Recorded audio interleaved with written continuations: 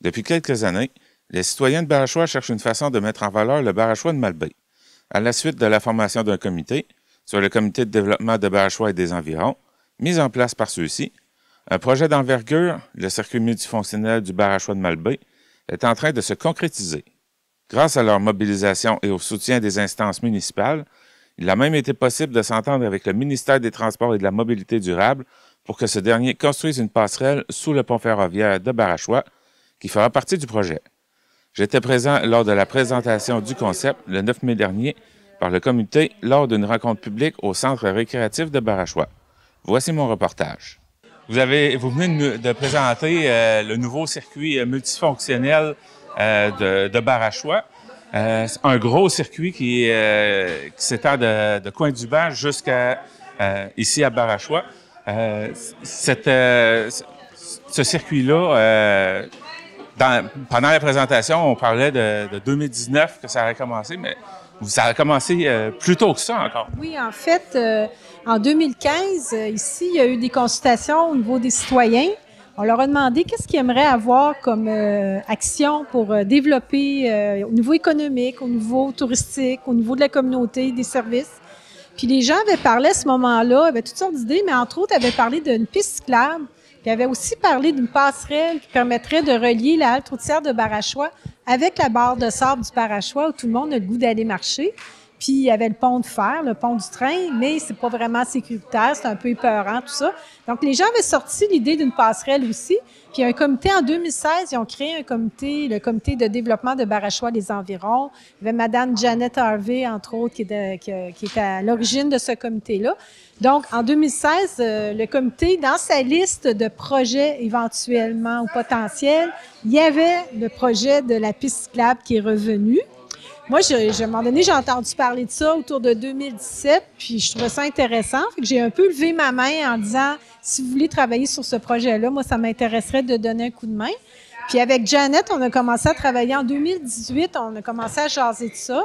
On avait à ce moment-là monté un genre de projet maison et on a même fait, on est au centre récréatif de Barachois, mais en février 2019, Janet puis moi, on avait fait une présentation à la communauté du premier projet du circuit découverte du Barachois de Malbaie avec un plan qu'on avait travaillé nous-mêmes. Puis, ensuite de ça, on est allé chercher de l'argent à la MRC Rocher-Percé et à la ville de Percé. Puis, on a engagé la firme Pesca Environnement pour nous faire une étude de préfaisabilité puis vraiment examiner au niveau du site comment on pourrait faire le circuit. Donc, ils nous ont déposé le rapport en 2020. Puis là, bon, c'est, imaginez-vous, en février 2020. Donc, on a eu évidemment ce que tout le monde sait, hein? On a eu la pandémie qui commençait. Donc, on était un peu ralenti dans nos activités. Puis, on a recommencé à plus sérieusement chercher des sous pour le projet en 2022. Puis, c'est là qu'on a eu de l'argent en 2023. On a eu une subvention du Fonds d'action québécois en développement durable pour une action concertée. Puis là, pour nous, le but, c'est vraiment de travailler avec la communauté, avec la population, avec les partenaires pour vraiment dessiner le circuit. Donc, ce soir, ce qu'on est venu présenter, c'est un peu le résultat de consultations publiques qu'on a fait à l'automne. On a 70 personnes qui sont venues faire des ateliers où ils sont venus dire comment ils voyaient le circuit. Puis, on a engagé avec le comité ZIP Gaspésie, il ne faut pas que j'oublie, qui nous accompagne. On a donné un mandat à la firme L'Atelier des paysages de Percé de nous faire un plan d'aménagement. Puis ce soir, dans le fond, on a dit aux gens, vous avez dû nous dire ce que vous vouliez. On vient vous dire ce que ça donne sur plan. C'est ce qu'on a présenté ce soir. Puis on va probablement le présenter tout l'été sur papier dans un lieu public. Puis on va continuer le travail par la suite. Par ce circuit-là, on vient mettre en valeur tout l'écosystème du Barachois, mais est-ce qu'on vient aussi aider à sa protection?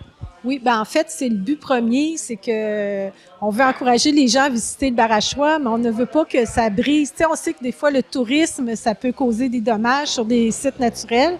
Donc, l'idée, c'est de baliser la circulation, de donner des pistes, des directions, des endroits où les gens vont pouvoir s'arrêter, des endroits où ils vont pouvoir aller à la plage, au lieu que les gens se promènent puis aillent un peu partout, puis brisent, si on veut, les dunes, puis marchent dans les zones fragiles. Donc oui, ça protège, mais en même temps, ça le fait mieux connaître. Puis quand on aime quelque chose, quand on connaît quelque chose, on l'aime encore plus. Donc c'est tout ça, oui, pour protéger et faire apprécier le Barachois aussi. D'ailleurs, un des points qui était revenu souvent lors de vos consultations, c'était qu'il fallait que le projet puisse respecter l'intégrité de l'environnement. Oui, effectivement, on nous disait, on veut des toilettes, on veut des bancs, on veut une navette, on veut des stationnements, on veut plein de choses, mais on veut que ça reste aussi comme c'est là. Donc, essayons de trouver une manière de pas trop modifier le paysage, pas trop modifier le terrain, mais quand même de pouvoir rendre ça plus facile pour le marché, faire du vélo, du ski de fond l'hiver. Donc, c'est le but. Dans ce beau projet-là, ce qui est intéressant, c'est la participation de différents ministères que vous avez été en mesure d'approcher, dont, entre autres, le ministère des Transports, qui, parce qu'ils doivent réhabiliter le rail, ils ont de la reconstruction à faire. Vous avez été en mesure de pouvoir leur demander, avec la mobilisation citoyenne, des installations pour votre circuit. Bien, en fait, oui, la passerelle, c'est assez spécial. C'est que pour nous, ça faisait partie de ce qu'on allait faire dans notre projet initial, le projet 2020. Puis, on avait quand même fait pas mal de contacts, demandé des approbations. On a eu un appui de la Ville aussi. On avait une résolution de la Ville à l'effet qu'il était d'accord avec le projet. Puis, finalement, le ministère a décidé à l'hiver 2023 de faire la passerelle et d'en assumer les frais. Donc, ça, c'était quelque chose qui était totalement inattendu. Puis, c'est probablement, effectivement, le fait qu'on soit un comité de citoyens et puis qu'on ait vraiment de volonté. Puis, il ne faut pas oublier non plus qu'il y a un projet similaire à Douglastown. Donc, deux comités qui demandaient les mêmes choses avec des villes qui trouvaient ça intéressant aussi. Donc, ils ont décidé finalement, puis eux, ça fait leur affaire aussi parce qu'ils veulent éviter que les gens marchent sur le rail. Dans ce secteur-là, s'il n'y a pas ça, c'est sûr que les gens vont vouloir traverser sur la barre de sable en prenant le pont, puis c'est très dangereux. Donc, il y avait un objectif de sécurité de leur côté. Ça fait l'affaire de tout le monde. C'est gagnant-gagnant, comme on dit. Là, on est en 2024. Vous avez fait de la présentation. C'est un projet qui s'étale sur quand même plusieurs années.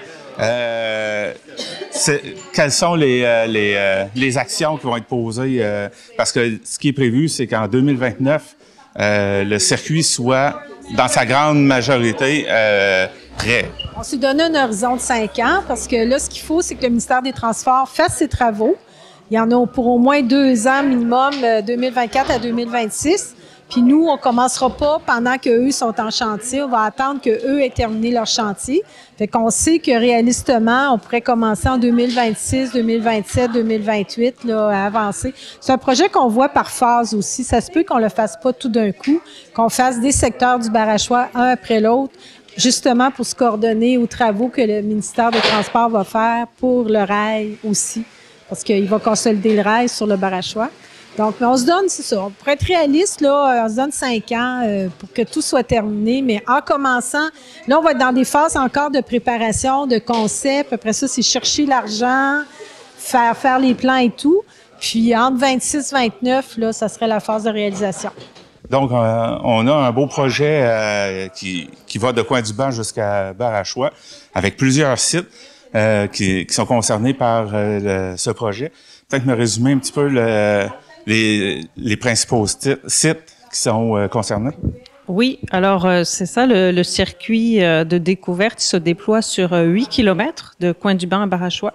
Puis on a ciblé plusieurs secteurs, 3 secteurs principaux pour lesquels on propose des aménagements.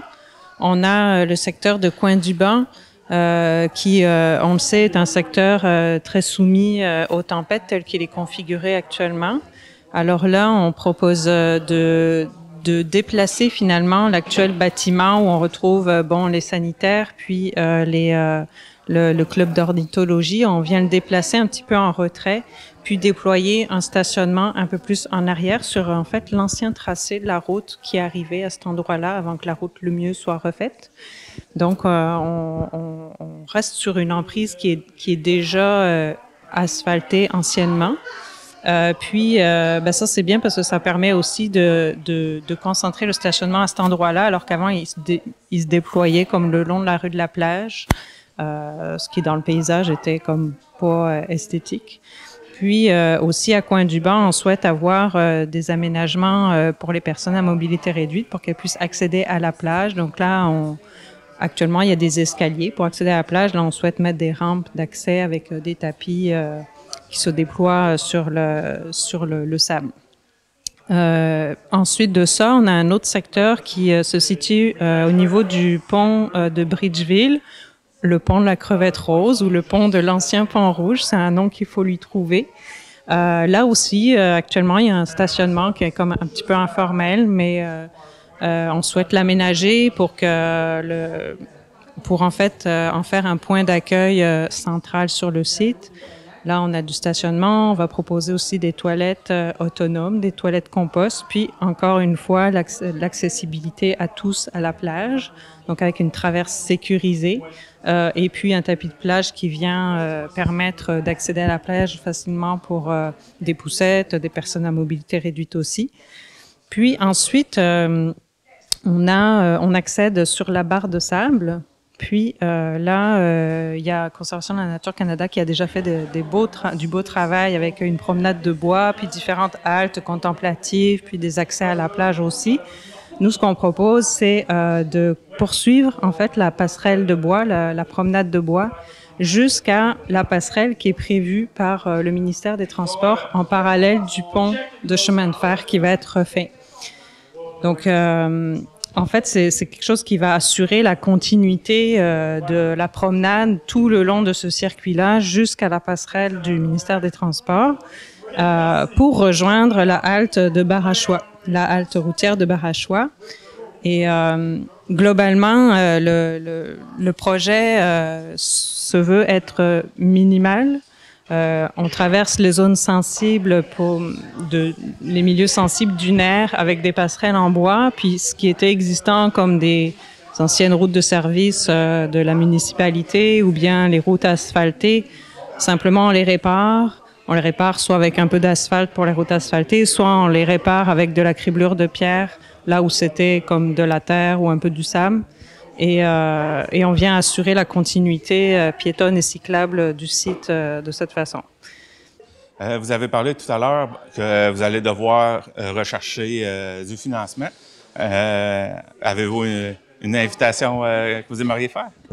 Bien, en fait, c'est certain que pour du financement, si il y a des partenaires éventuels qui ont entendu parler du projet puis voient que ça peut concorder avec des programmes, nous, on va faire notre recherche de notre côté, mais toutes les informations sont bonnes à recevoir sur les programmes qui existent, qui pourraient nous donner un coup de main pour pouvoir avancer dans le projet, plus en 2024-2025. Puis, de notre côté aussi, tout simplement parler avec des conseillers dans les différents ministères ou organismes, même si c'est pas concrètement tout de suite des demandes d'aide financière. Tout ça, ça peut nous aider. On est ouvert à toute collaboration. Puis, de notre côté, on va être proactif, là. On va faire les contacts qu'il faut, puis on va se lancer à la recherche de partenaires prochainement. Parce que comme un citoyen a posé la question, c'est pas un petit projet, ça risque d'être dans les 7 chiffres, le financement nécessaire. Oui, effectivement. Mais encore là, c'est par phase. Ça peut être un projet qui peut être financé secteur, phase par phase, selon les bouts du circuit qu'on va faire. Puis, depuis le début, c'est un projet qui est complexe, plusieurs dimensions, mais il va y avoir plusieurs partenaires probablement à aller chercher aussi. Eh bien, comme vous avez dit tout à l'heure, vous allez faire la présentation du projet cet été. Le monde peut consulter la page Facebook du comité pour savoir où est-ce que vous allez le tenir. Ah oui, puis s'ils veulent nous laisser leur carte d'affaires dans le cahier de commentaires avec l'exposition de cet été, ça va me faire plaisir. C'est une belle manière de nous laisser une petite invitation pour qu'on les appelle. Merci beaucoup et bonne continuité. Merci beaucoup. Merci d'être venu. Besoin de faire votre entretien de véhicule à un prix qui défie toute concurrence? Rendez-vous au dépanneur chez Mario de Sainte-Thérèse de Gaspé. Notre mécanicien d'expérience saura répondre à tous vos besoins.